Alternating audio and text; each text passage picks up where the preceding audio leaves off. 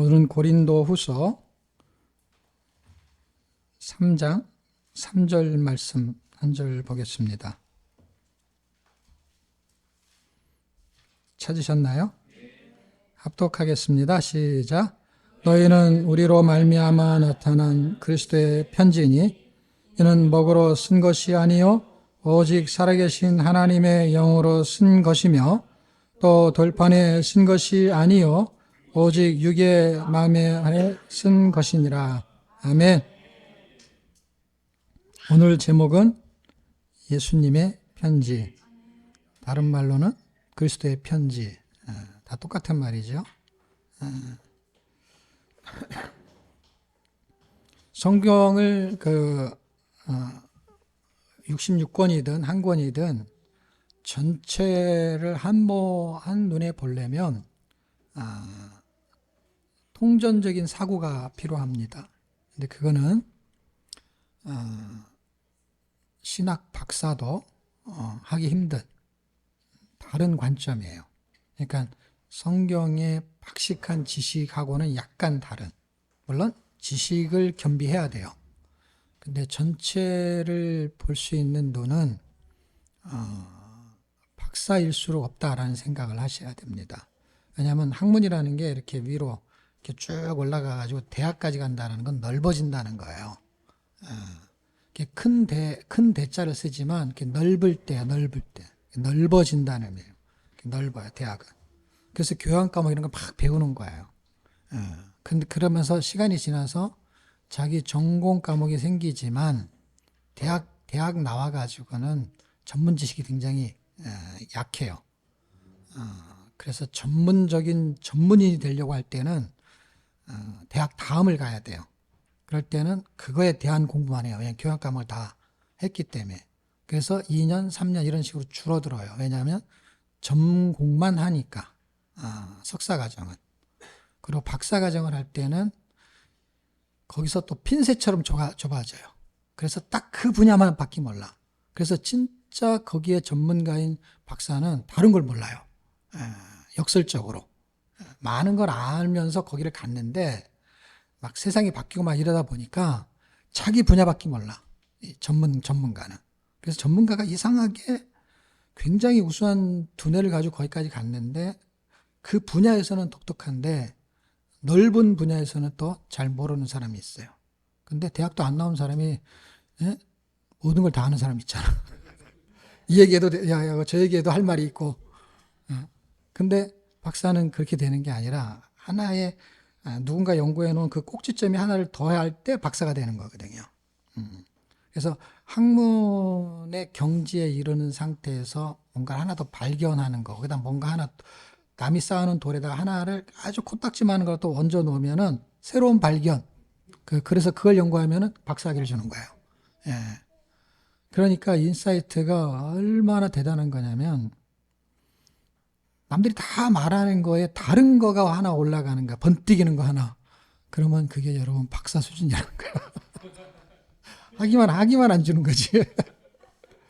오, 이렇게 볼 수도 있구나. 그게 우리한테 널려 있어요. 그래서 널려 있는데 그걸 확장시킬 수 있는 제도적인 상황이 안 되기 때문에 그냥 다 소멸이 되는 거예요. 번뜩이는 그런 것들이 있어. 그러니까 나라에서는 그런 걸 창업을 하게 만들어가지고 사업을 하게 만들고 이런 걸 발전시키는 거. 그래서 머리가 좋다라는 거는 근본적으로 좋겠죠. 그렇지만 뭐가 특이해야만 달라지느냐? 창의성이라고 해요. 창의성, 인사이트 굉장히 비슷한 말이야. 근데 공부를 엄청 잘하는데 그게 없는 사람이 있어요. 그 없는 사람은 엄청 답답한 게 우리 작은아버지가 조달청에서 정년 퇴직할 때까지 오래 일을 하셨는데 새로운 사무관이 왔대. 공부해가지고 이제 고시 합격해가지고 왔대. 과장이 된 거야, 과장. 근데 작은아버지 뭐라 그런지 아세요? 다 답답해서 미치겠대. 이 사람은 결제밖에 할 게 없대. 결제. 사인만 해.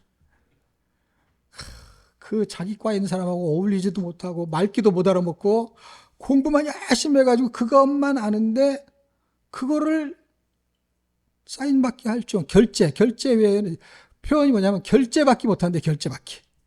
그런 사람이 무슨 일을 하겠어요. 그런 사람은 시험 봐서 과정이 된 사람은 정말 참, 이게 좀 과장된 거야, 어쨌든. 예, 아무것도 할 줄 몰라. 그러니까 이 창의력, 그 다음에 뭐라 그러죠? 사람과의 관계, 이런 게 하나도 없어. 그냥 점수로 그 자리를 갔는데 그 부서를 돌릴 수 있는, 관을 돌릴 수 있는 머리는 없는데 할 수 없이 뽑아 그 사람이 그 자리에 간 거예요. 오죽하면 그 말단 직원이, 예? 결제하는 사람이 올바른 결제가 되겠습니까? 예. 그러니까 우리가 어떤 위치를 간다라는 거는요, 이게 누군가를 리더한다라는 거는요, 실력은 반드시 겸비해야 돼요. 지식이 필요해요. 근데 그걸 응용할 수 있는 능력이 없으면 그 사람은 리더가 되면 안 돼요, 절대로. 왜 안 되냐? 결제밖에 못하니까. 남들이 다 답답하게 생각하니까. 그 부서가 전체가 다 답답해. 예. 근데 그 사람 말을 들어야 돼. 여러분, 그런 리더 밑에 일하고 싶겠어요? 할 수 없이 월급 주니까 있는 거지. 그런 교회 가고 싶겠어요? 그런 지도자의 밑에서 그 뭔가 경청이 나오겠어요? 답답한 소리를 맨날 해야 되는데, 답답한 소리를. 예. 맞는 얘기인데, 다르다는 거예요. 다르게 볼 수 있다라는 건 뭐예요? 응용력이라는데, 응용력이 성경적이냐? 성경적이에요, 여러분. 이 율법학자들은 계속 결제만 하는 사람들, 결제만. 그게 딱, 기준을 딱 정해놓으면요, 여기서 일하면 안 돼. 근데, 안식일 날 일하면 안 돼. 근데 안식일 날 이 사람들이 예배를 드리거든. 유대인들이. 근데, 안식일 예배를 드리는 건 되는데, 일을 하면 안 돼. 그래가지고, 이렇게, 회당에 와가지고, 불을 켜야 되잖아. 그래갖고, 불을 켜려면 스위치를 이렇게 누르는데, 올리거나 누르거나 뭐 그런 게 있잖아. 그러니까, 누르든지 올리든지, 이제 그 표현은 뭐냐면, 올리는 거였어요. 올리면 일이라는 거야. 밥통들이 하여튼간. 그래갖고 그 일을 하면 안 되는 거야. 그래가지고 알바를 쓰잖아. 그래서 그냥 저기 이게 올려주는 사람이 따로 있어요, 여러분. 켜주는 사람, 일하는 사람이.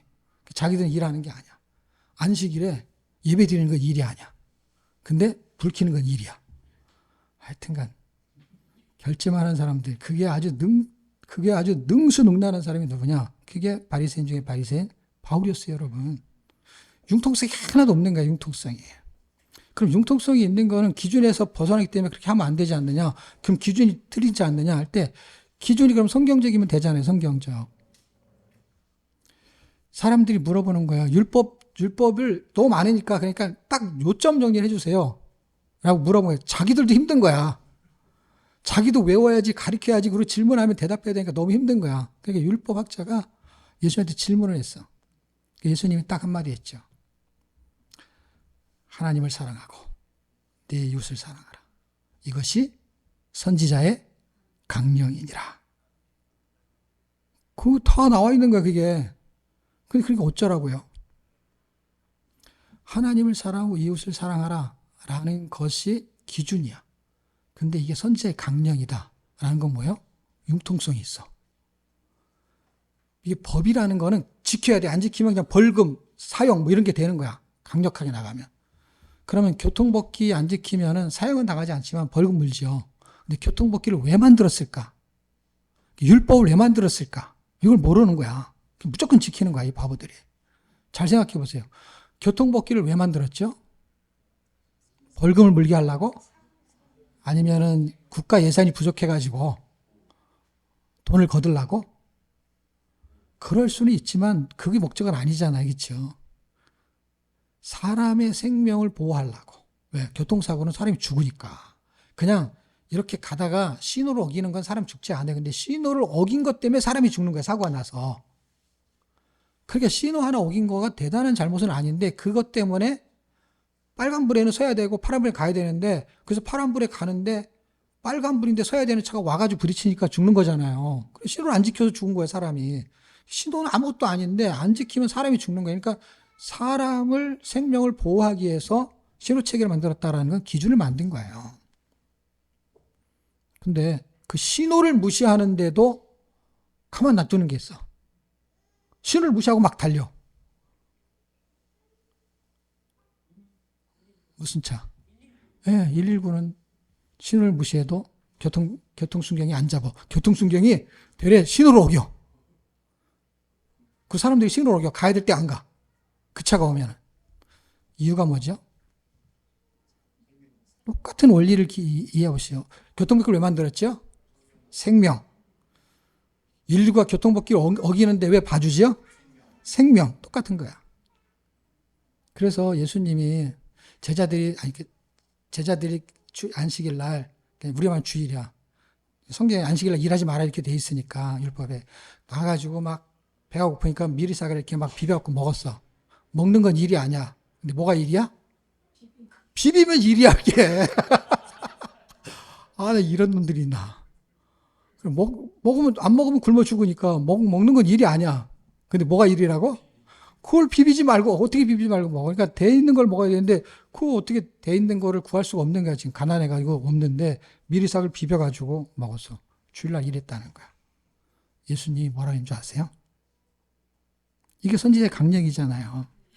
기준이 뭐야? 생명이잖아. 그럼 굶어 죽으면 안 되잖아. 너희는 소가, 양이 안식일날 구덩이 빠지면 월요일날, 주일날 될 때까지 기다리냐 아니면 건져내냐? 건져낸대. 아무 말도 못해요. 그게 죽으니까 살려낸 거를 일로 생각하지 않아. 일인데 일로 생각하지 않았어. 네, 생명을 살리니까. 예수님이 안식일날 복음을 전하고 다니는 게 생명을 살리는 거는 율법에 저촉이 되지 않아. 그게 선지자의 강령이니라. 그 안에 들어있는 거예요.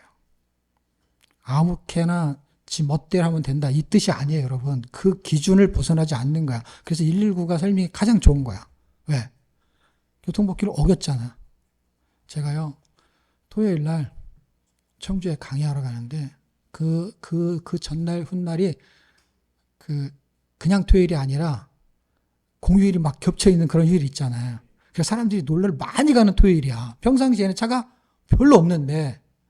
그래서 토요일 날 늘 갔을 때 이 시간이면 충분히 갈 수 있다 계산하고 갔는데 그 토요일은 갑자기 차가 많아갖고 여기서부터 있지. 토요일 날은 출근 안 하잖아요. 여기서부터 저기 어디야. 고속도로 저기 진입하는 데 있잖아요. 서초. 거기까지 가는데도 시간이 엄청 걸리는 거야. 아직 고속도로 타지를 못했어. 야, 이거 큰일 났다. 그래갖고 고속도로를 겨우 진입을 했는데요. 차들이 만남의 광장 가기 전부터 꽉 차 있어. 근데 이렇게 보니까요. 한 줄이 쫙 비어 있는 거야. 그래서 제가 교통법규를 어겼잖아요. 마음의 결정을 했죠. 저걸로 진입해야 되겠다. 근데 갈 때 이쪽으로 가야 되잖아요. 이쪽으로 가야 되는데 일로도 안 가는데 일로 가기가 쉬워요? 어려워요? 이렇게 차가 앞으로 가야 옆으로 끼어들기가 쉽지. 여기가 거의 서 있는데 여기서 저희 가는데도 한참 걸렸어. 옆으로 가는데 이렇게 하나씩 끼어들고 해갖고 딱 1차선에 들어가니까 뻥 뚫렸어요. 그래서 막 신나게 달렸죠. 그래갖고 잡혔잖아요. 그래서 저는 잡힐 줄 알고 갔어요. 안 잡히려고 빨리 가려는 게 아니라 시간 안에 가야 되는 거야. 교통법규를 어기는 거에 나의 목적이 있었어. 그러면 그 목적을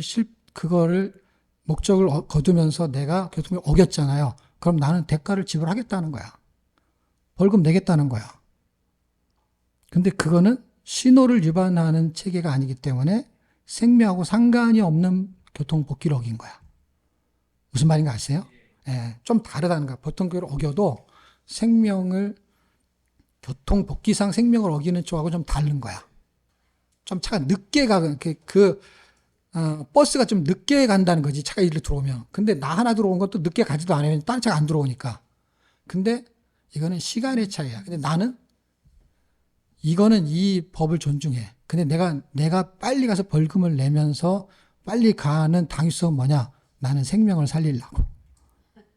그 시간에 가야 되는 거야. 그래서 나는 벌금을 내기로 작정했어. 그래서 기도가 뭔지 아세요? 최대한 늦게 잡히게 해주세요. 안 잡히게가 아니라 늦게 잡히게 해주세요. 그래서 거의 다 같이 잡혔어. 감사하게도. 그래서 안 늦게 도착을 했어요. 여러분, 이걸 간증이라고 합니까? 교통법규 어긴 간증. 근데 이게 119 구급대 같은 의미라고 하면은 내가 이렇게 해가지고 이 사람을 빨리 병원에 해가지고 이 사람 생명 살렸어. 그러면 업적이죠, 업적. 간증은 아니지만 의미 부여는 좀 되죠. 뭔가의 목적을 가지고 어길 수 있는데 어기는 이유가 합당하고 그 다음에 어겼을 때를 다르게 받겠다고 하면은 그거는 전혀 문제가 안 되죠. 왜? 옛날에 신사참배를 하라고 할 때 그 당시 법이 신사참배야. 안 하면 다 잡아가. 교회 사람들은. 일본 사람들이. 그래서 한 사람은 안 하는데 이 사람이 너무 인간적으로 괜찮은 목회자야. 일본 순사도 사정을 해, 사정을. 목사님, 왜 그러시냐고. 내가 안 잡아갈 수가 없다고. 법이 그렇다고, 법이. 에? 그래가지고 사정을 좀 해주면 안 되냐고. 근데 이 사람이 뭐라 그러는지 아세요?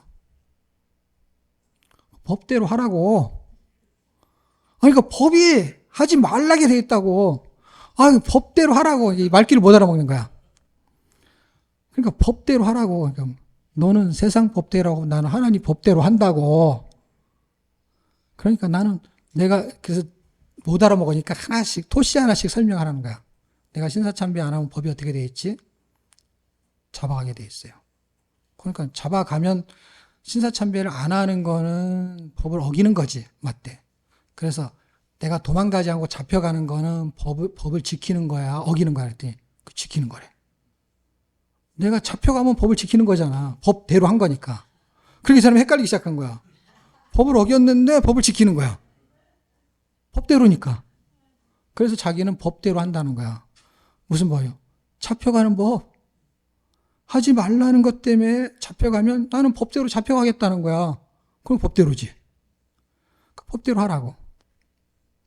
그 사람 속에는 법대로 하는 거예요. 근데 자기 법은 안 지키겠다는 게 아니라 지키겠다는, 잡혀가는 게 지키는 거거든요, 여러분. 지키고 도망가는 게 안 지키는 거지. 법을 지키고 어떻게 해요? 자기는 하늘의 법도 지키겠다는 거야. 그래서 하늘의 법을 지키고 세상 법도 지키는 거야. 감옥에 들어가면 나는 법을 지키는 거라는 거야. 맞는 말이잖아요. 여러분 세금을 내야 되는데 안 내고 막 하는 사람도 있잖아요. 그 사람은 돈이 있는데도 안 내잖아요. 그럼 법을 안 지키는 거지. 그래서 탈세를 했는데 그걸 돈을 벌어서도 갚으면 법을 지키는 거지. 탈세를 안 한 것 때문에 그 세금 추징을 당했는데 당한 거까지가 법이잖아요. 그 다음 법도 계속 움직이는 거잖아요. 그거를 안 지키는 사람은 도망을 가는 거고 지키는 사람은 어떻게 한 거예요? 돈을 내는 거고 그 사람은 법을 지키는 거예요. 그 의미를 이해를 못하기 때문에 사람들은 다 싸잡아가지고 법을 안 지켰다고 하는데 아니죠. 법을 지키는 거죠. 처음에 몰라가지고 교통법을 어겼어. 근데 그 다음에 어떻게 해요? 지키는 거잖아요. 그 사람 지키는 거예요. 한 번 어긴 것 때문에 안 지키는 걸로 하진 않죠. 몰라서 그런 거고 실수할 수도 있는 거고 지키는 거죠. 성경에 나와 있는 전체적인 그 원리의 개념은 외워서 하는 게 아니에요. 공부해서 하는 게 아니에요. 그 말뜻을 이해해보세요. 율법 잣대로는 기준이기 때문에 필요해요. 근데 그거를 운용할 수 있는 능력이 안 되니까 어린애인 거예요, 어린애. 칼을 좋은 거냐, 나쁜 거냐? 강도가 쓰면 나쁜 거고, 의사가 쓰면 좋은 거고, 엄마가 쓰면 좋은 거죠. 그 운용 능력이 없으니까 칼은 안 돼. 칼은 안 되는 게 아니라 칼을 되는 게 있고, 안 되는 게 있는 거에 대한 운용 능력이 없는 거예요. 성경이 아무리 좋은 지식이 전달이 돼도 그거를 적용 능력이 없으니까 어떻게 쓰냐. 자기한테 유리한 대로 쓰니까 어떻게 해요? 네가 이렇게 말했잖아 라는 거예요. 근데 그 사람은 뭐라 그래요? 아니 그런 뜻이 아니고 자꾸 그러잖아. 대화가 안 되는 거죠. 서로 자기 유리한 대로 해석을 해버리니까. 말 뱉은 거에는 분명히 그렇게 말했으니까. 근데 그건 의도가 있잖아요. 그걸 다시 설명하잖아요. 수정을 인정하지 않는 것이죠. 지금 성경은 한 곳씩 전체를 보려면 통조적인 사고가 필요한데 그거는 구조가 딱 정해져 있는 게 아니에요, 여러분. 굉장히 말랑말랑 해가지고 얼마든지 이 밀가루 반죽을 해가지고 모형을 잘 똑같은 밀가루로 반죽을 했는데 모양을 다르게 만들 수 있어요. 재료가 똑같아. 재료가 똑같은데 그걸 가지고 만두피를 할 수도 있고 그걸 가지고 수제비도 할 수 있어. 밀가루 반죽은 만두피, 밀가루 반죽은 수제비 이렇게 정해져 있지 않다고요. 예? 재료가 똑같은데 말랑말랑하다고 바꿀 수가 있어요. 그게 구조의 전환책이에요. 그거는 그 사람의 능력이죠. 유기적인 관계를 공부하는 것은 그냥 성경 공부에는 거의 없어요. 지금 제가 설명하는 건 유기적인 관계를 설명하는 거예요. 그래서 샘플을 하나 예를 들 텐데 그러면서 서론으로 제가 말하면서 전개를 시킬 거예요. 이게 그리스도의 편지, 고린도서를 예수님의 편지라고 하려고 하는 주제에 따르는 내용 전개를 통해서 말하고 싶은 게 있겠죠. 성경이 말하고 싶은 걸 가지고 제가 여러분한테 다시 각색을 해서 전달하는 그런 목적들이 있는 거죠. 그러려면 일단은 기초적인 지식이 필요한 거예요. 그래서 이게 유기적인 것으로 한 권을 설명하려면 유기적인 관계를 이해해야 된다. 그걸 잘 기억하시고 이제 요한복음 3장 12절에는 예수님이 오셨어. 그래서 뭐라고 그러냐면 내가 사람들이 땅의 일을 말해도 잘 안 믿는데 하물며 하늘의 일을 말하면 그게 이해가 되겠냐. 그러면서 말하는 게 뭐냐면 너희가 이해가 안 될지는 모르지만 나는 하늘의 일을 말하려고 왔다. 그 얘기예요. 그래서 하늘의 일을 말하려고 왔다 하는 그 사복음서가 어떻게 전개가 되느냐 할 때 그 하늘의 일을 당신이 말하고 가면 그만인데 왜 우리한테 이게 도전이 되냐면 너도 나처럼 하늘의 일을 맡아서 했으면 좋겠다. 라고 해서 제자로 부르든 동역자로 부르든 우리한테 이 일을 맡기고 가시려고 작정하고 오신 거야. 갈 때 이해하면 안 되고 올 때부터 이해하셔야 돼요. 올 때부터 사역을 할 때 제자를 불렀으니까 올 때부터 이미 계획을 하신 거야. 당신은 하늘의 일을 하러 오셨지만 나한테 그 일을 맡기려고 오셨던 거야. 말하자면. 그 완성을 우리를 통해서 성취되는 걸 보고 싶은 거야. 당신이 와셔갖고 결제는 최후에 정말 재림 때 결제를 하겠지만 그 과정을 우리한테 다 맡기고 가신 거야. 시작을 당신이 해놓고 마무리를 당신이 하실 것이지만 과정은 다 우리한테 맡겨놨어요. 잘하는 사람도 있고 못하는 사람도 있고 막 그런 게 있겠지만 일단 맡겼어요. 그러면 마태복음 맡긴 거에 대한 내용을 한 줄로 써라. 그럼 뭐예요? 모든 족속으로 제자를 삼아라. 제자를 삼으라는 거예요. 무슨 제자? 예수의 제자를 너도 만들어내라. 네가 나의 제자가 됐지? 너는 너의 제자를 나의 제자로 만들어야 돼. 라는 거야. 그 제자가 그러면 나의 제자예요? 예수의 제자일 때 헷갈릴 것 같죠? 내가 예수의 제자면 그는 나의 제자면서 예수의 제자야. 근데 내가 예수의 제자가 아니고 흉내를 내면 그건 자기의 제자고 예수님의 제자는 아니야. 아무리 자기가 그렇다 저렇다 말해봐야 소용이 없어. 바울이 이걸 정확히 알았기 때문에 내가 예수를 본받은 것처럼 너는 나를 본받아라 이렇게 말하는 거야. 그러니까 자기가 예수의 제자가 아니면서 흉내내면서 제자를 만들면 그거는 100% 그 사람 제자야. 예수님하고 아무 상관이 없기 때문에 떨어져 있기 때문에 여기서 제자가 되면 될수록 그 사람이 제자인 거야. 저는 제자를 키우지 않는다는 말이 그 뜻이야. 어차피 나한테 배우면 그 사람이 제자죠. 그냥 형식상. 근데 나는 제자를 키우지 않는다라는 건 뭐냐면 나의 제자가 돼봐야 무슨 의미가 있냐 그 뜻이에요. 예수의 제자가 돼야지. 예. 그러면 그게 동역자라는 것으로 연결이 된다 이 뜻이에요. 자, 마가복음은 만민에게 복음을 전파하라 라는 거예요. 핵심 키워드를 찾아야 돼. 이게 지금 한 문장이잖아요. 한 절에 마지막 장에 있다라는 거는 그걸 전체를 정리를 한 거야. 하나님의 일을 우리한테 맡기시면서 제자를 삼아라. 근데 제자를 삼아라 앞에는 또 뭐가 있냐면 모든 족속을 그러니까 지역 범위를 말하는 건데 그건 두 번째 문제고 목적이 뭐냐는 게 목적이. 지역은 목적이 아니잖아요. 그렇죠? 목적을 찾으면 그 다음부터는 방법이 나오는 거야. 여기도 해야 되고 저기도 해야 되고. 그러니까 사람들이 헷갈리는 게 뭐냐면 여러 가지를 한꺼번에 찾아서 그래. 그냥 하나를 먼저 찾아야 돼. 목적. 그 다음에 방법이 있는 거야. 근데 이 글을 한국말은 글이 앞에 있기 때문에 어떻게 해요? 모든 족속으로 하면 족속에다 신경을 써. 뭘 해야 될지가 목적이잖아요. 대상이고 족속은. 땅끝까지는 지역이 범위고. 근데 목적을 찾는 게 이렇게 읽을 때 목적이 눈에 들어와야 돼요. 목적이 뭐예요? 제자를 삼는 거예요. 범위가 이제 넓은 것 뿐이죠. 그 다음에 복음을 전파할 때 만민에게니까 이것도 지역이 넓은 거지. 그렇죠? 이제 세 번째. 누가복음. 이 모든 일에 증인이야 너희는. 증인이야. 그러면 증인으로 살아라 이 말이 되는 거예요. 증인이 되라 라는 거예요. 그 다음 마지막 요한복음은 예수님이 그 누구죠? 베드로한테 질문한 세 가지가 있잖아요. 세 가지가 있을 때 출발은 사랑이라는 단어로 출발이겠죠. 그래갖고 사람들이 이게 아가페냐, 이게 뭐 친구의 필리아냐, 스톨게냐, 아니면 이게 무슨 에로스의 사랑이냐 해갖고 공부를 엄청나게 해요. 여기다 이렇게 바보들이 이렇게 하면 안 되는데, 그게 아주 똑똑한 사람들이 그렇게 해요. 바보들은 그렇게 안 하죠. 똑똑한 사람이 그렇게 해요. 근데 거기에서의 초점은 사랑이 아니에요, 여러분. 거기에서 초점은 사랑하면 이게요. 사랑하라가 아니라 사랑하면 이로 해석을 해야 돼요. 그러니까 이게 무슨 사랑이냐라는 것이 중요하지가 않는 거야, 저한테는. 그게 뭐 아가페의 사랑을 말하는 건데 뭐 친구의 사랑으로 대답했냐 뭐 이렇게 얘기해요. 헬라를 보면 그런 문구들이 있어요.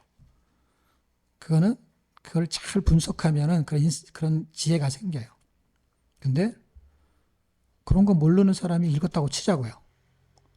그런 선생도 없고 그런 헬라어도 모르는 사람이 그냥 글을 읽었다고 치자고요.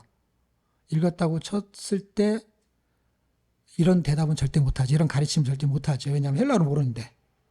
근데 제가 설명하는 거는 누구나 다 할 수 있어. 근데 그게 초점이야.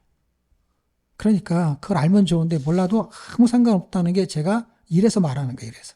그게 잘못되거나 나쁜 거거나 하면 안 되는 게 아니라 얼마든지 할 수 있는데 그거 하다가 그냥 읽어갖고 얻을 수 있는 그리고 얻어야 될 것을 놓치기 때문에 이렇게 말하면 안 되지만 괜히 쓸데없는 짓 하고 있는 그거 뭐 그렇게 알았고 뭘 할 건데 어차피 그렇게 사랑할 것도 아니잖아.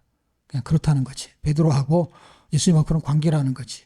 그거 모르는 것보다 아는 게 낫지만 그거 알다가 뭘 놓치냐면 알아야 될 걸 놓친단 말이야. 그게 뭐예요? 사랑이라는 거를 말할 때 사랑하면이라는 건 관계야. 그러니까 어떤 관계냐는데 하나님과 사람의 관계가 그렇지 그걸 뭐 공부해봐야 알겠어요? 그런 관계야. 관계인데 어쨌든 자식과 부모의 관계야 뭐 그런 거야. 예를 들면 그 사랑이 그런 관계야. 자식은 막 찡찡대는데 부모가 하는 사랑은 자식이 부모한테 하는 사랑하고 전혀 다른 그 느낌의 사랑이야. 그래서 그냥 그걸 사랑이라고 해. 다 몰라도 상관없어. 사랑이야. 근데 사랑하면 이 중요한 거야. 예수님한테는. 그 질문을 던질 때는 꼭 미끼 같은 거야. 네가 나를 사랑하느냐라는 질문은 뭐냐면 사랑한다면 대답을 해야지. 사랑한다면 써있잖아. 그 뒤에 내 양을 치라. 세 번째는 내 양을 먹이라. 그러니까 뭐예요? 잘 보세요. 거기에 단어가 예수님의 양이에요? 베드로의 양이에요? 그게 누구의 양이냐고. 이게 힌트야. 예수님의 양인가? 지금 베드로한테 너는 제자를 삼아라 할 때 베드로의 제자예요? 예수님의 제자예요? 예수님과 베드로라는 단어는 써있지 않지만 모든 족속 제자를 삼아라만 써있어요. 근데 이걸 종합하면 이거 유기적인 관계 이게. 이거를 네 권을 다 읽어도 유추해내기가 어려워. 왜? 그런 생각을 공부를 가리키지 않기 때문에 머리가 돌아가지가 않아. 머리가 나쁘다가 아니라 머리가 아무리 똑똑해도 절대로 생기지가 않아. 하나님이 저한테 은혜를 주신 게 뭐냐면 이런 게 보이기 시작한 거야. 이렇게. 마태복음, 누가 요한복음을 몇천 번을 읽고 나니까 이 책은 이 말을 하는 거구나. 이 책은 이 말을 하는 거구나. 그 네 권을 동시에 보니까 네 권이 이 말을 하는 거구나. 네 권을 한 권으로 본 거야. 그게 유기적인 관계.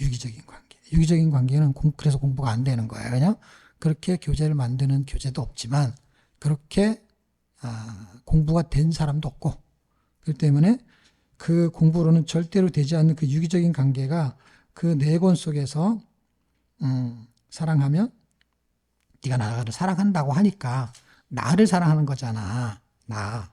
예수님이 나를 사랑하면은 내가 내 양에 나는 내 양을 사랑해. 무슨 말인지 아시겠어요? 네가 베드로야, 네가 예수님을 사랑하지. 근데 나는 양을 사랑해. 네가 양을 사랑하는 게 나를 사랑하는 거야. 이런 식인 거야. 논법이. 그런데 네가 나를 사랑한다면 그게 친구로 사랑하든 아가페로 사랑하든 안 중요하다니까요. 사랑하면 네가 사랑하는 방식만큼밖에 안 나오는 거니까 어차피.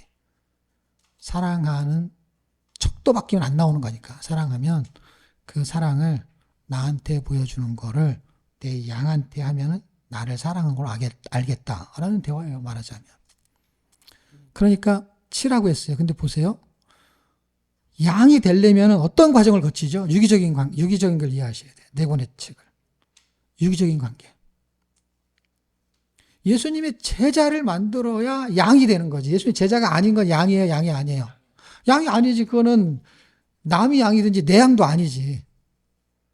그러니까 1번 출발이 뭐예요? 제자를 삼는 게 출발인 거야.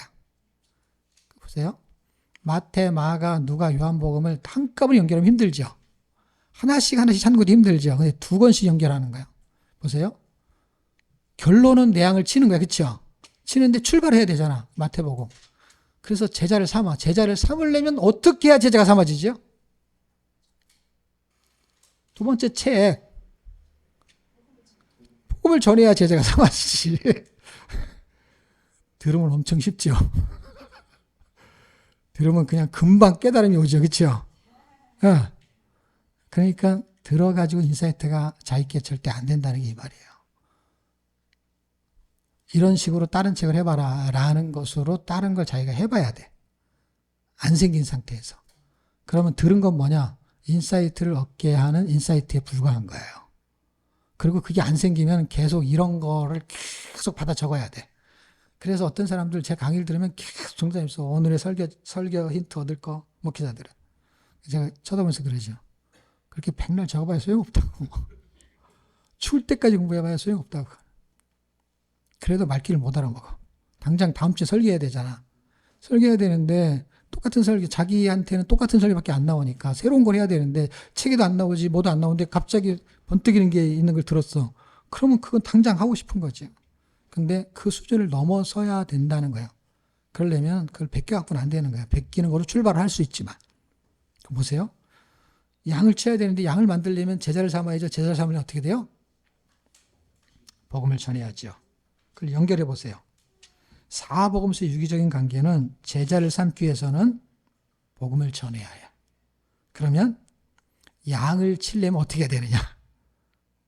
양을 쳐야 되잖아. 그럼 제자를 삼고 복음을 전해야 돼. 그런데 지금 양을 치는 거잖아. 그러니까 이건 요한복음이잖아. 그럼 누가복음이 남았네? 그럼 어떻게 돼요? 증인의 삶을 살아야 돼. 그러니까 이건 삶이야. 보세요. 복음을 전파하는 건 삶이 아니야. 지금 여기서는 2가지 얘기를 하는 거예요. 유기적인 관계는. 하나는 복음을 알아야 된다는 거야. 그래 전하지. 그게 지식이야. 경험된 지식이든 지식된 지식이든 어쨌든 전하는 거야. 그거는. 선포야. 삶이 아니고 선포라고. 경험된 걸 전하더라도 그건 선포라고. 그 자체는 삶이 아니라고. 그러니까 앞에 있는 2권은 지식이고 뒤에 있는 2권은 생활이야. 그래서 앞에 있는 2권은 복음이 어떤 것이라는 거에 대한 지식을 다 공부해서 예수님을 구원받고 이런 걸 다 알아야 되는 하나 50%가 있고 나머지 50%는 뭐예요? 그거에 의한 삶을 사는 거야. 너 다 봤지? 증인, 너 봤잖아. 내가 이렇게 했던 거. 복음서에서 내가 3년 동안 어떻게 봤지? 너도 그렇게 살아야 돼. 나처럼. 예수님처럼. 증인의 삶은 예수님이 그렇게 살았더라라는 게 아니라 증인의 삶은 그것 때문에 자기한테 투영된 삶을 증인의 삶이라고 그래요. 우리는 증인은 그냥 본 거를 말한다라는 정도인데 지금 여기서는 그게 아니라 그냥 4번이 있기 때문에 4번이. 그러니까 증인의 삶은 양을 바른 길로 인도해요. 이걸 거꾸로 하면 뭐예요? 양을 바른 길로 인도하기 위해서는 삶이 있어야 돼. 말로만 하면 안 된다. 여러분 자녀도 말로만 하면 원만 안 하면서 이렇게 되는 거야. 이게 똑같은 거예요. 이 원리가.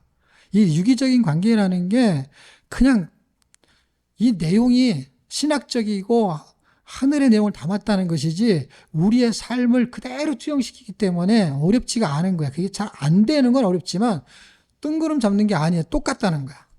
왜? 우리 가정에서 일어나는 일이니까.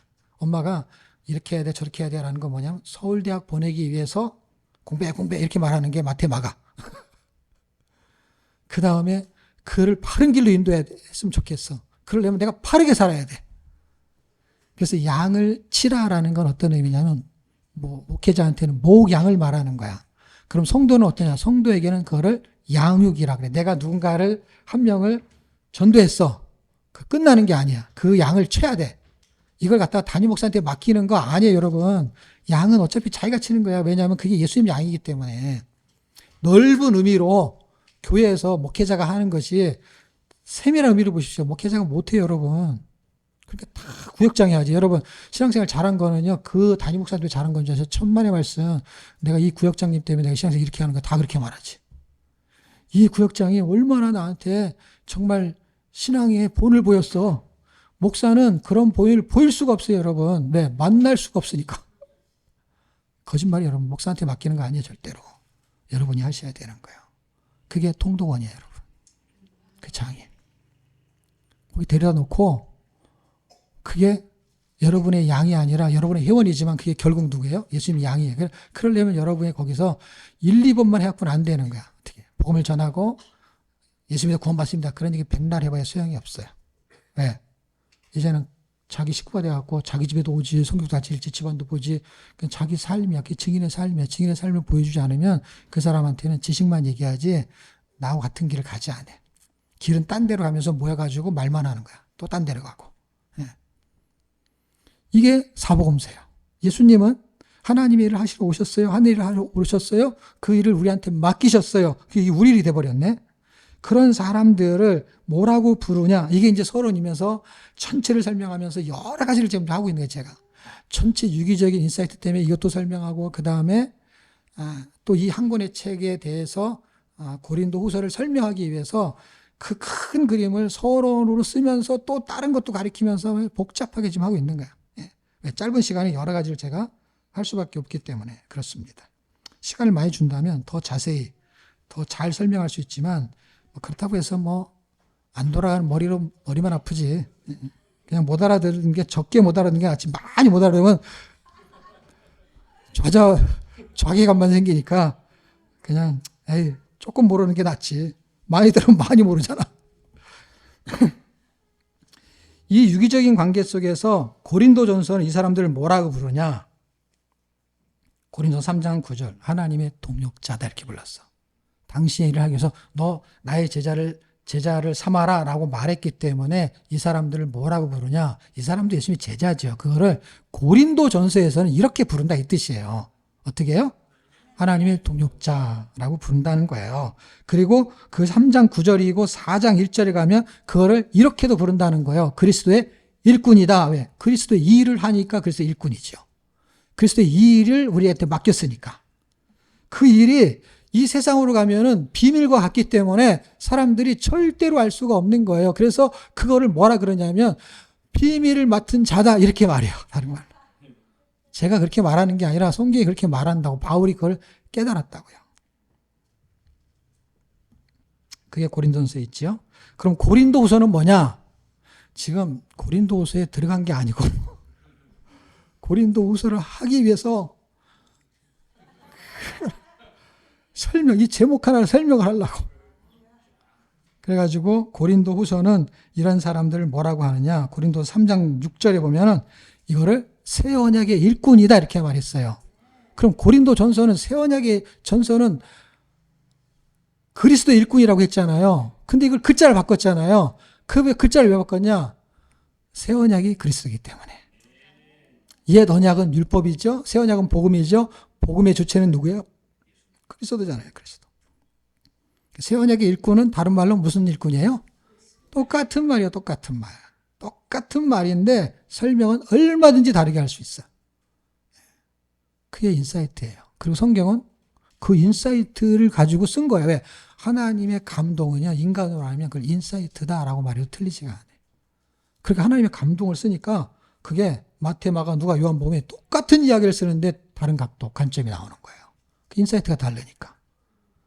내용이 안 틀리잖아요. 내용이 같잖아요. 같은데 바라보는 관점이 틀리니까 뭐야? 주어가 주어가 아니라 중심점이 달라지는 거야. 나는 내일 학교에 간다 라고 할 때 앞에 있는 게 주어야 나야. 근데 내가 중요할수록 주어가 나를 앞에다 놔. 근데 주어가 바뀔 때가 있어. 내일 나는 학교에 간다. 그러면 내일이 주어야. 무슨 뜻이에요? 내가 학교에 가는 것보다 중요한 게 뭐예요? 내일 간다는 거야, 내일. 근데 거기다 매일이라고 썼어. 그럼 매일 가는 게 중요한 거야. 내가 가는 게 중요한 게 아니라 매일 학교에 가는 게 중요한 거야.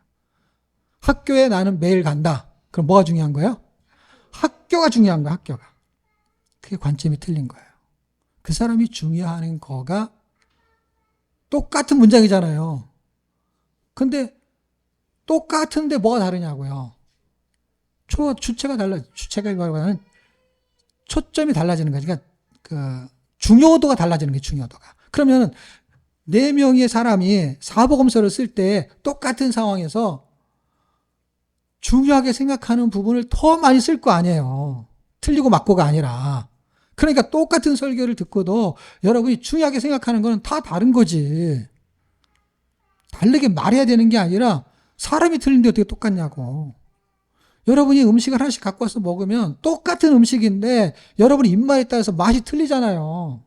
원래 맛은 똑같은데 재료가 똑같고 맛이 똑같고 콩나물이든 아니면 뭐 다른 양념된 그 음식물이 똑같잖아요. 그때 먹는 거는. 근데 먹는 여러분에 따라서 맛이 틀리잖아요. 그래서 어떤 사람은 왜 이렇게 짜게 했어 그러잖아요. 어떤 사람은 왜 이렇게 싱겁게 했어? 똑같은데 그 사람 입맛이야. 그거는 짜게 했고 싱겁고의 기준이 자기잖아요, 자기. 그 틀리냐 마냐? 틀린 게 아니고 맞는 것도 아니고 그냥 자기 기준으로 보면 맞는 거죠. 다른 사람의 기준으로 보면 틀린 거고. 근데 그건 틀리다 맞다라고 할 수가 없는 게 왜냐? 입맛이 다른 것으로 평가한 거니까. 그러니까 그건 틀리다 맞다가 아니라 그냥 다른 거지. 그냥 틀린 게 아니고 그냥 다른 거죠. 그러니까 그 사람이 좀 짜다 그러면은 저 사람한테는 짜구나로 끝나는 거고 뭐라고 하는 게 아니죠, 그거는. 근데 입맛을 맞춰야 될 때는 그건 의견이 되는 거죠. 의견이 될 때는 말을 해줘야죠. 짜다는 말을 해야만이 소금을 덜 넣을 거 아니에요. 왜? 의견을 맞출 때는. 그건 비판이 아니죠. 그거는 의견을 내는 거죠. 그리고 뭔가 먹고서 말하는 거는 내 입맛에는 안 맞아라고 말하는 건 불평이 아니죠. 아, 나는 그렇다는 거예요. 근데 공동체에서는 반찬을 할 때 그 사람한테 맞춰 세울 수는 없잖아. 누구한테 맞춰 세우는 거예요? 나한테 맞춰 세우는 거지. 네가 먹고 싶으면 먹고 말면 말아 그런 거지. 왜? 공동체에서는 그렇다고요. 내가 대접을 할 때는 그렇게 하면 안 되지. 대접을 할 때는 나한테 맞춰서 먹어. 그러면 안 되는 거죠. 그 사람이 뭘 좋아하는지 물어보고 입맛이 짠지 아니면 싱거운지를 물어봐야지. 그 사람들이 저한테 식사 대접할 때 뭘 좋아하세요? 그러면 사람들이 나한테 맞추려고 하는 거예요. 중국 음식을 좋아하세요? 아니면 미국 음식을 좋아하세요? 한국 음식을 좋아하세요? 그럼 내가 대답을 해요. 우리 아내가 원하는 걸 해주세요. 나는 아내 음식을 좋아합니다. 난 거의 그렇게 얘기해요, 저는. 왜? 저는 특별히 뭘 좋아하는 게 없기 때문에. 근데 제 아내는 먹고 싶은 게 되게 많은 사람이야. 내가 못 사주니까 어때? 그때가 기회인 거야. 말하자면 그런 거야, 예를 들면. 그러니까 누구한테 맞추냐가 그런 거야. 관점이 그런 거야. 이게 틀리냐 맞다가 아니라 다른 거예요. 다른 거기 때문에 다른 사람이 뭔가를 보는 거에 대해서 뭐 그렇게 뭐 놀라 자빠질 필요가 없어요. 나는 나의 눈이 있어요. 그거를 개발 안 해서 그렇지 다른 사람 거를 자꾸 흉내내 갖고는 자기 게 안 돼요. 제가 가끔 질문할 때가 있잖아요. 이 로마서는 무슨 책인 것 같아요. 근데 내가 만약에 순종이라고 써놨어. 그러면 그거를 나한테 맞추려고 하면 대답을 순종이라고 할 거야. 근데 여러분 거를 말하라고 하는 게 무슨 의도인 줄 아세요? 자기 입맛에 맞는 거를 선택하면서 스탠다드를 찾아가야지.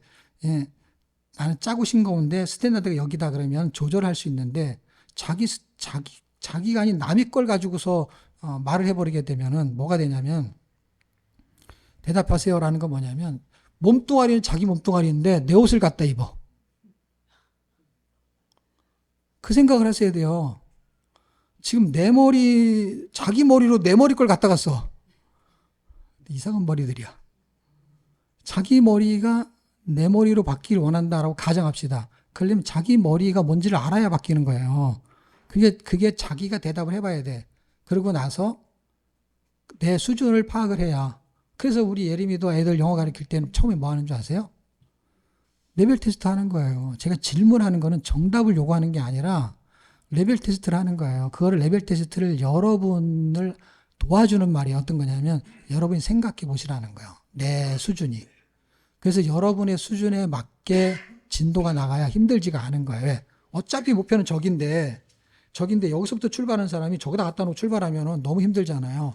그러니까 시간이 걸리더라도 나는 여기서부터 해야 돼 라면 여기서부터 하는 걸 해야 향상이 되지. 남이 지금 저기서 출발하는데 오늘 교회 처음 나와가지고 저기 가는 사람 보고 야, 저 사람 너무 빨리 가는데 나 인제 와가지고 인제 왔으면 인제 출발해야지. 그래서 인제부터 가는 거야. 인제부터. 예? 어차피 다 다른 거예요, 여러분. 먹는 거 다르고 생각하는 거 다르고 그게 얼마나 힘들겠어요. 제가 다 다른 사람들을 앉혀놓고 설명을 하는 게. 그게 얼마나 예수님이 힘들겠어요. 자기 하루 얘기를 하는데 다 말귀를 못 알아듣는 줄 아세요? 귓구멍 콧구멍으로 못 알아듣고 어떻게 해요? 그러니까 언제 나라가 회복되냐고요. 어? 생각이 다 다른 거예요. 어차피 다 다른 거예요, 여러분. 다른 거에 목표가 같냐는 거예요. 목적이 같냐는 거예요. 이게 중요한 거예요, 여러분. 목적이 같으면 방법은 얼마든지 바꿔도 상관없어요. 네. 내가 방법을 나한테 찾는 거니까. 근데 공동체는 여러 방법을 쓸 수 없는 단점이 있어요. 왜냐하면 방향을 잡고 방법을 너무 다르게 하다 보면 내가 어느 방법을 써야 될지 모르니까. 그래서 목적을 같이 하는 게 굉장히 중요하고 다양한 방법이 있지만 가장 스탠다드 되는 방법을 쓸 수밖에 없는 단점이 있다라는 걸 이해하셔야 돼요. 그런 걸 제가 최대한 그것을 리스트를 줄이려고 하는 것 같아요. 시행착오를 줄이려고 하는 게 저의 몫이에요. 저의 몫.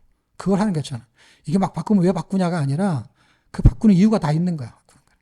프로그램을 바꾸고 조절하고 시간을 조절하고 그다음에 질문을 던지고 하는 거에는 여러분의 상태를 보면서 너무 힘들게 하면은 못 따라오니까 어떨 땐 이렇게 하고 저렇게 하고 간을 보는 거죠.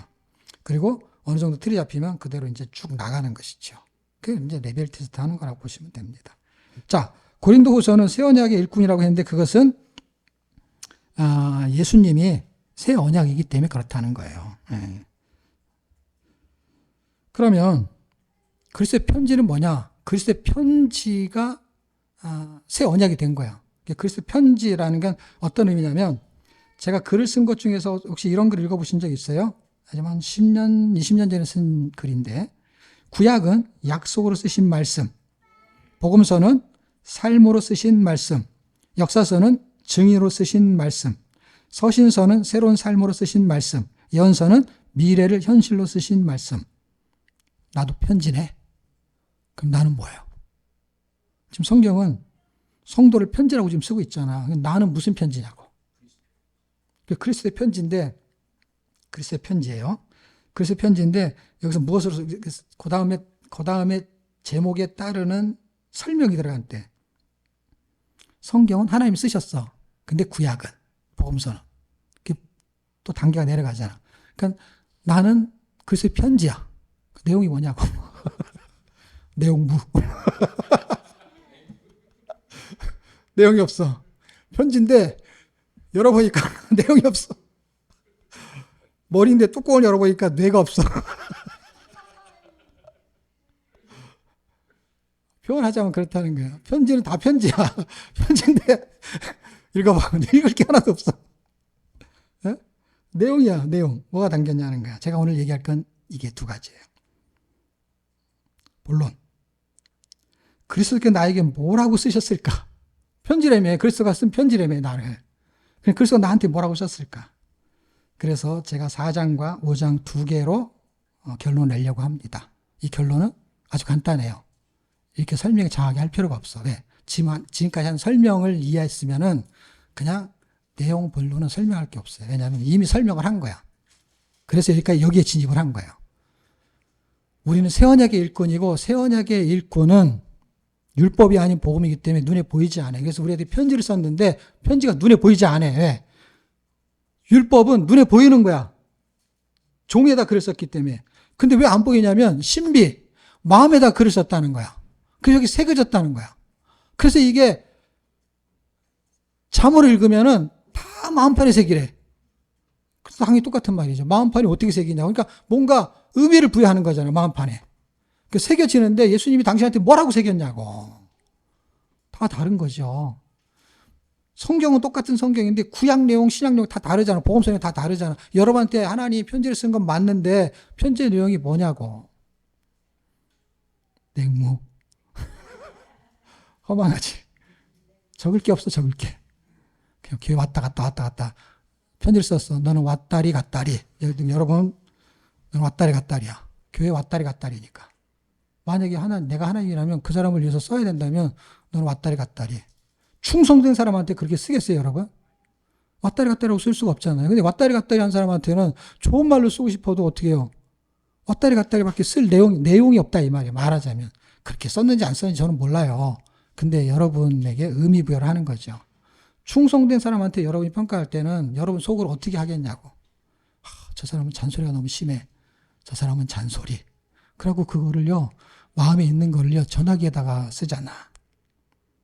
그리고 사람 이름이 있는데 거기다가 얼큰이 이렇게 쓰면은 그 사람은 얼큰이야. 내가 딱 볼 때 그 사람은 얼굴이 너무 커. 그래갖고 내가 그걸 찾는데 어떤 사람에서 이 사람 어디 있어? 봤더니 그 사람의 이름이 안 써 있고 얼큰이라고 써 있어. 그래서 나는 뭐가 이렇게 얼큰한 걸 먹어서 그런 거 같더니 얼굴이 커가지고 얼큰이라고 썼대. 그래갖고 이런 게 한두 개가 아니에요. 내가 아는 어떤 사람은 거기다가 자기 남편이 이름 있잖아. 거기다 솜사탕 이렇게 썼어. 솜사탕. 근데 그 사람 머리 대머리야.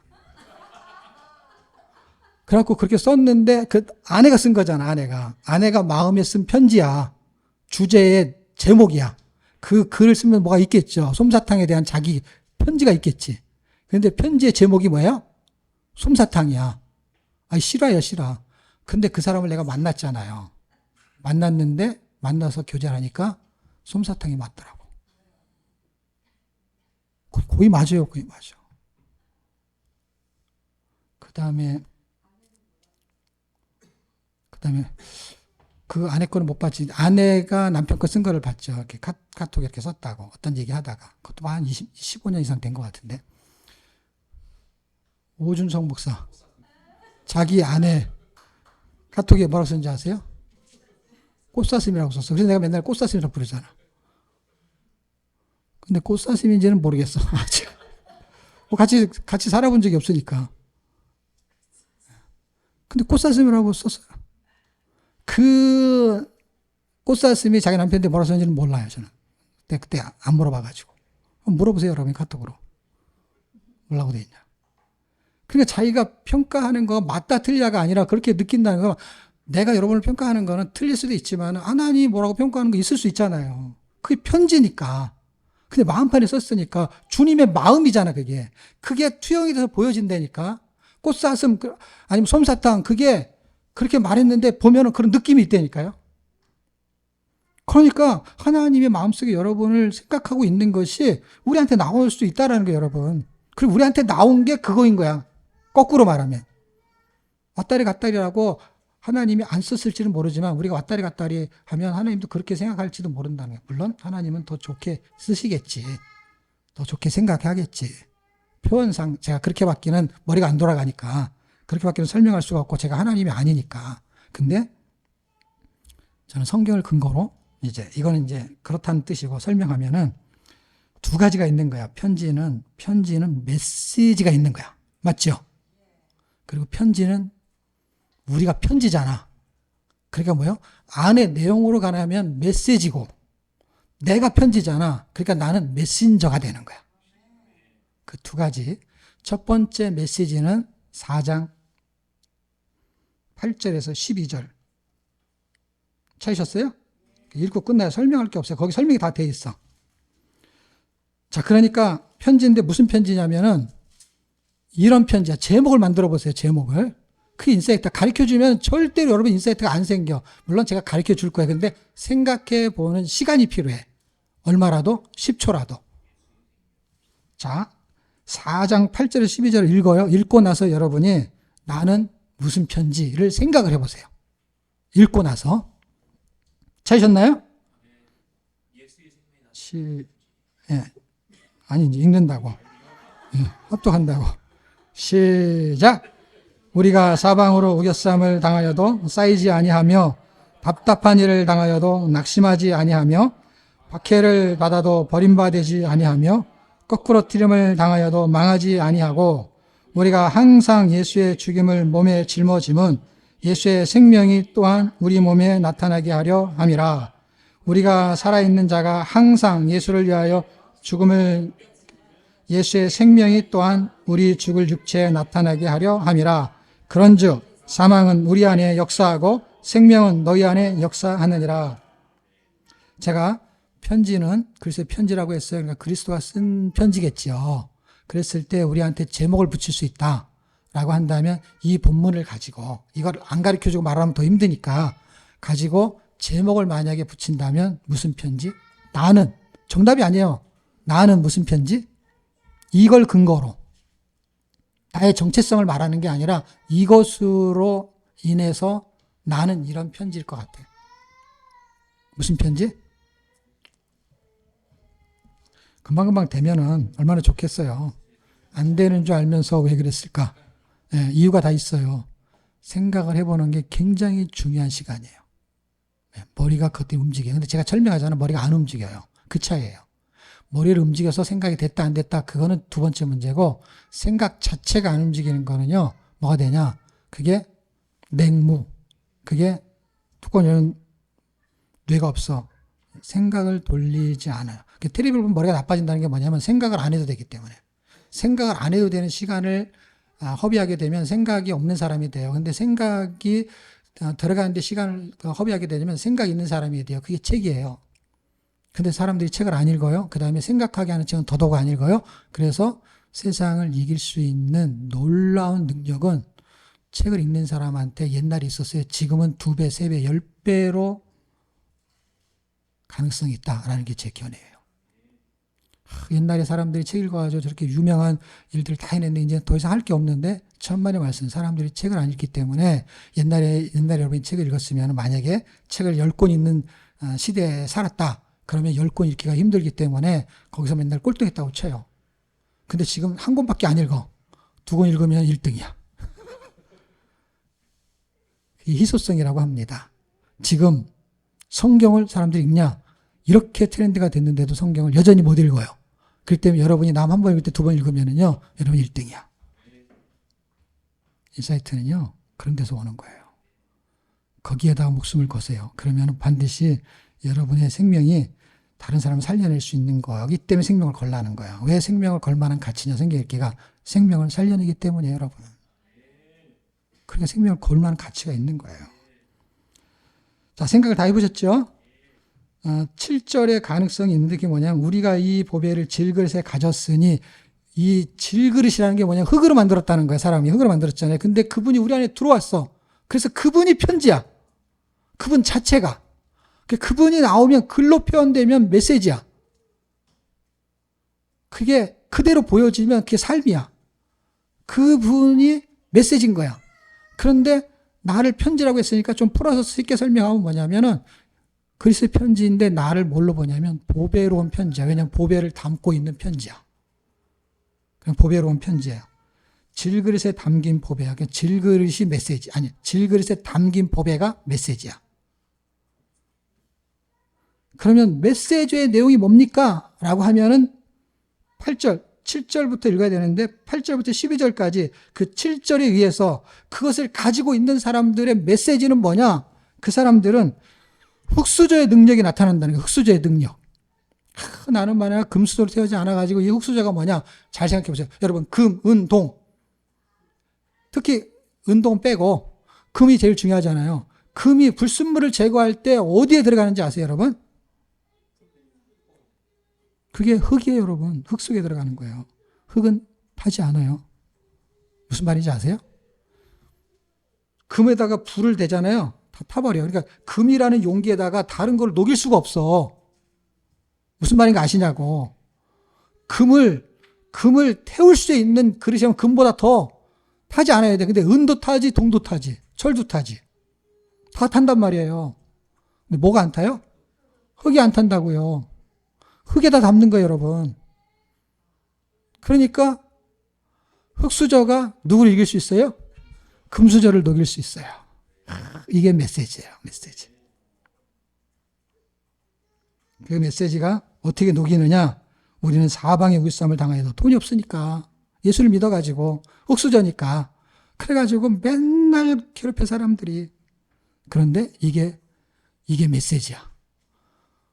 흙수저는 금처럼 녹지 않아요. 금을 누기는. 그래서 어때요? 박해를 받아도 버림받지 않고. 왜? 우리가 항상 예수의 죽음을 몸에 짊어지면 이게 메시지야. 예수의 부활이 우리 안에 있기 때문에 우리는 불사조야. 우겨쌈을 당해도, 낙심을 당하여도 벌떡벌떡 살아나. 그게 메시지예요. 그걸 보는 거야. 그 사람한테 그걸 읽어내는 거야.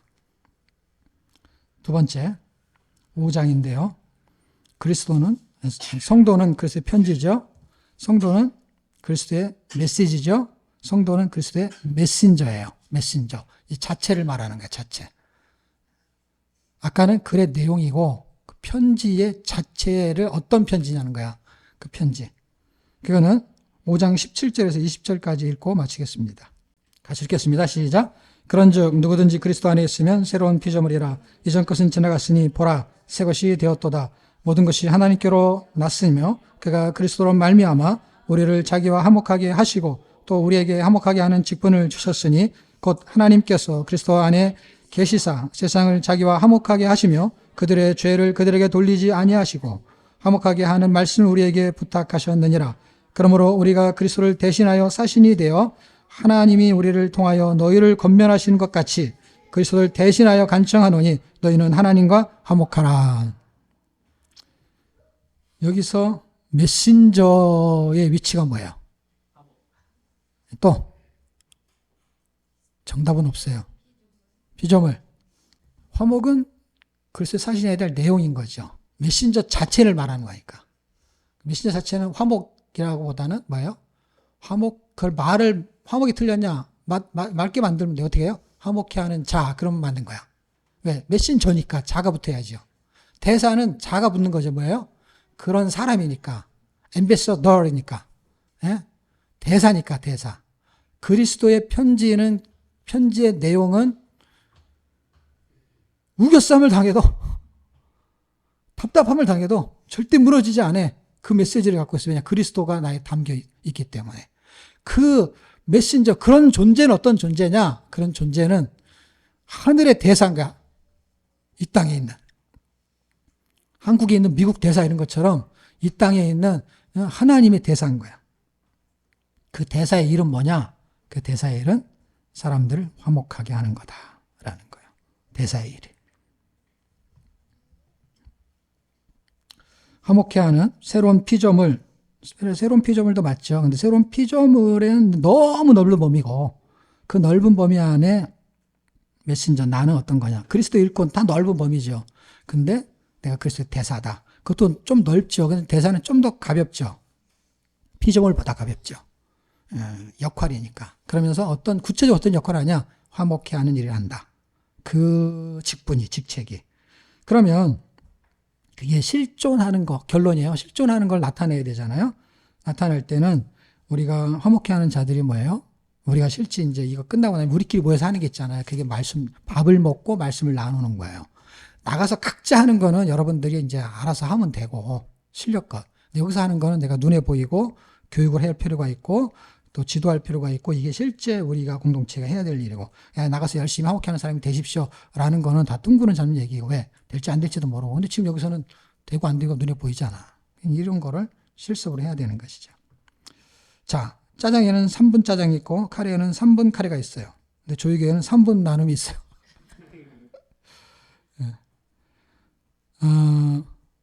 발표는 3분 안에 할 수 있어요. 나눔은 3분 안에 하기가 쉽지가 않아요. 발표하고 나눔은 틀려요. 그래서 우리는 발표를 하는 게 아니라 뭐 하는 거예요? 나눔을 하는 거예요. 인사이트 훈련을 시켜서 카톡방 이렇게 하십시오라고 하는 거는요. 나눔이지만은 발표에 가까워. 뜻을 이해하셔야 돼요.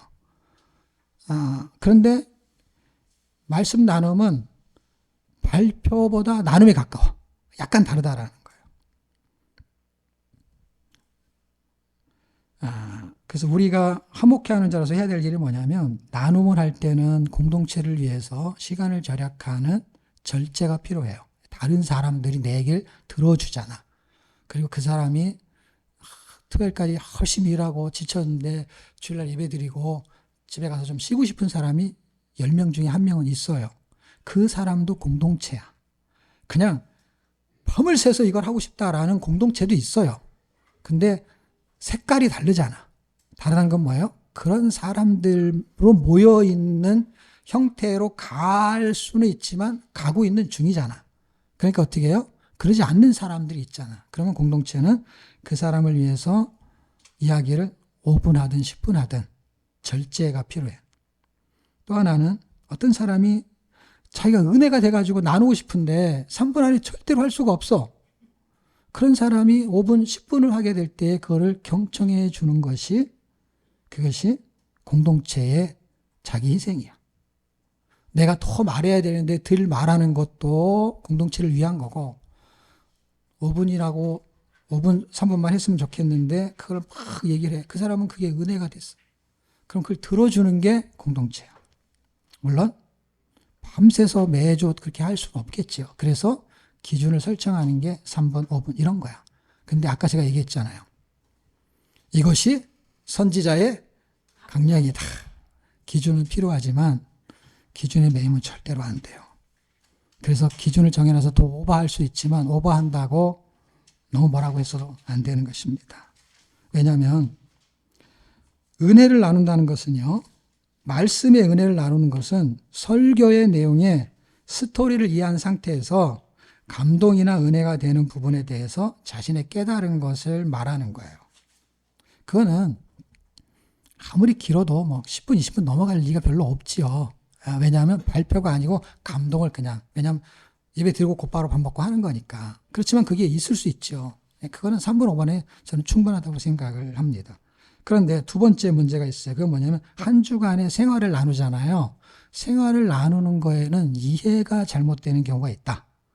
그런데 생활을 나눈다라는 거는 생활을 일주일 동안 하는 동안에 말씀으로 살아보려고 했던 걸 나누는 거예요. 이걸 어떻게 하냐에 따라서 기도 제목이 될 수도 있고 이것을 어떻게 하면은 그때의 사건을 말할 수 있어요. 그래서 이거를 잘 이해하셔야 돼요. 이게 가장 중요한 이해입니다. 한 주간에 사는 동안에 자기에게 사건이나 상황이 벌어진 일이 있어. 아무 일이 없는 사람도 있지만 사건이 있어. 근데 그 사건을 그대로 말하면 나눔이 아니야, 그거는. 여러분 일기를 쓸 때도 하루 종일 있었던 일을 요점을 정해서 쓰지 그걸 그대로 쓰지 않잖아. 그러니까 그거는 나눔은 그거를 그대로 하는 게 아니라 그런 사건을 말하는 거야. 근데 그런 사건을 말하면은 뭐가 되냐? 상담이 되는 거야. 근데 우리는 상담을 하는 게 아니라 상담을 할 수도 있고 발표도 하고 다 할 수 있지만은 초점은 그게 아니라 이 뜻이야. 그리고 그걸 가지고 기도를 부탁하면 기도 제목을 말하는 거야. 근데 우리는 그렇게 그걸 기도할 수도 있어요. 중요한 거 어떤 거.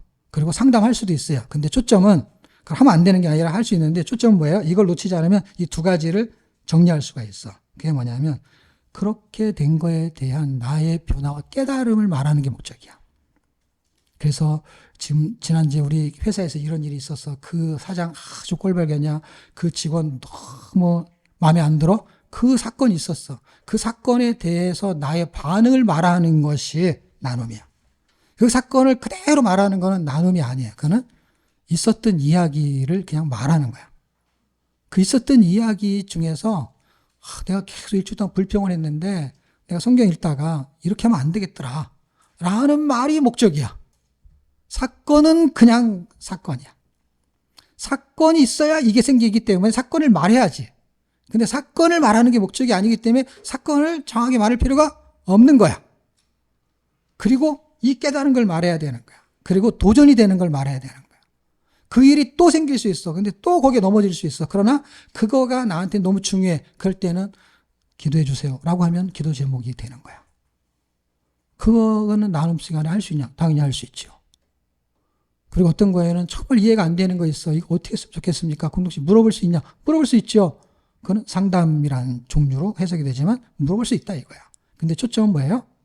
상담도 아니고 상담할 수 있고 기도 좀 낼 수 있지만 그거를 내는 시간이 아니라는 거야. 낼 수 있는데 내도 되는데 초점은 뭐예요? 어떤 상황과 사건이 있는 거에 대해서 내가 말씀 살기를 적용해서 살아보려고 하는 거. 옛날에 송환의 그 집이 하나 얻어서 갔는데 그 집이 안 나갔잖아. 안 나간 게 사건이잖아요. 근데 사건인데 나는 이자를 내야 되잖아. 내야 되는데 지원 형제는 돈 주세요 라는 말을 했는데 송화자매는 뭔가 그 사람들에게 기다려 주려는 어떤 마음을 말했잖아. 사건에서 발생된 거야. 발생된 것 때문에 그 말을 하는 게 의미가 있다라는 거야, 제 말은. 그랬을 때 우리가 다 다른 거야. 정답을 말하는 게 아니라 다 다르지만 그렇게 다른 거에 대해서 우리가 은혜를 같이 누리고 어떤 거는 우리가 기도를 더 해야 되겠구나. 기도 제목을 안 내도 그냥 기도가 나오지 그런 거는. 기도 제목 이렇게 단어를 꼭 말해야 됩니까? 상담 이렇게 해야 상담입니까? 말 안 해도 다 알지. 그런데 이거라는 거 어떤 거요? 내가 그렇게 살아보려고 하면서 나타난 거. 나는 안 되는데 누구는 되고. 그런 속에서 우리가 방향을 잡아가는 것입니다. 그런 얘기는 5분, 10분 더 해도 되잖아. 그런 여러분의 그 절제와 그 다음에 인사이트, 그 경청, 이런 것들을 실제 현장을 우리가 밥 먹고 나면 하잖아요. 그것이 현실 속에서 적용이 되기를 축복합니다.